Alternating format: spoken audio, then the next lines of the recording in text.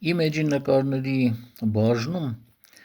նկարների գրառումները երբեմն լինում են տարբեր լեզուներով եւ ես թարգմանում եմ մեքենայով եւ երբեմն լինում են սխալներ, բայց լինում է նաեւ հակառակը, որ գրառման մեջ սխալ չկա, բայց դիտողություններ են անում։ Օրինակ վերջերս կար Զորավար Անդրանիկի նկարը,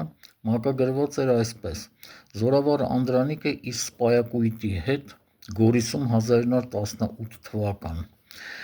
Մեկնաբանություն էին գրել, որ գրառման մեջ սխալ կա, ոչ թե սպայակույտ, այլ սպարապետների հետ։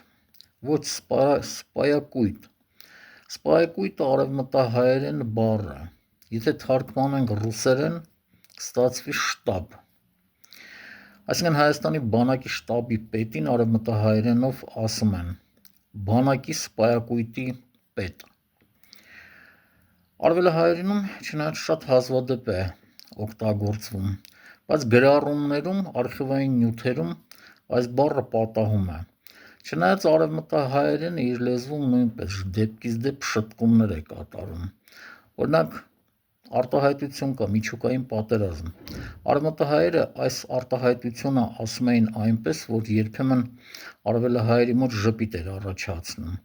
Արևմտահայերը միջուկային պատերազմին ասում էին կորիզային պատերազմ, բայց վերջերս այստեղ կատարել են շտկումներ։ Եվ այժմ արդեն կարելի է հանդիպել ոչ թե կորիզային պատերազմ, այլ միջուկային պատերազմ։